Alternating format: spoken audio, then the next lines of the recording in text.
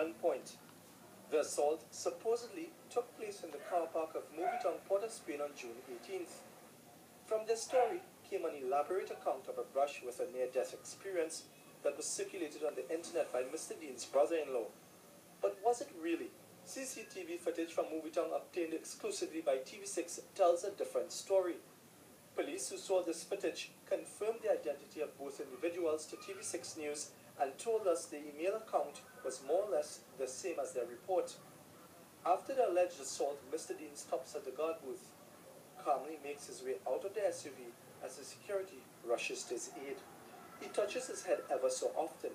Precisely at the time it said in the email, he was bleeding profusely from gun butt wounds to the head. Let's backtrack to the beginning of that night and dissect the couple's story.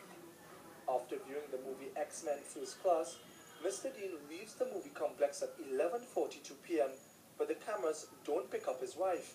The next time we see the couple, they're walking to the vehicle after briefly stopping at the car of Tara Dean's brother. Their Suzuki Vitara is parked on the western side of the compound.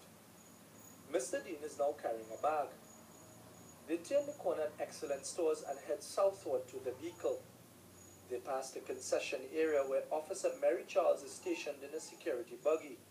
From her position, a mere 40 feet away, Miss Charles said she had the Dean's SUV in a line of sight, parked beneath this bright light on the extreme left of the screen. No, nothing out of the unusual.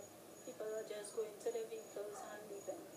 The timelines show Charles is looking out in the direction of where the couple's car is parked at exactly the same time the alleged robbery is going down. The email claims the couple were confronted by 3 gunmen. The attackers supposedly surrounded the car and told Mr. Dean to open the door, while a 4th suspect in a B13 motorcar blocks them from behind. It further states, while this ordeal was taking place, my sister somehow managed to call me on the cell screaming hysterically, "They're killing him, they're killing him, help, help." Surely then Miss Charles would have heard those screams for help. At this point, if I heard someone screaming or shouting or anything like that in that area, close to the boot by the break and the black car there, I would have heard. Incidentally, the Dean's SUV was parked exactly in the spot now occupied by this grey car. But we needed to be convinced that Miss Charles could have heard those screams, if there were any at all, that night. And so we sought to find out. Miss Charles assumed the same position she was in that night, while I stood on the spot where the Deans were parked. Once she heard my cry for help, she was instructed to lift her hand. "Help! Someone help! Help! Help! Someone help me now! Help! Please! Someone!" Interestingly enough, Charles did hear commotion shortly thereafter at the guard booth where the couple had arrived. Ironically, that's more than 100 feet away.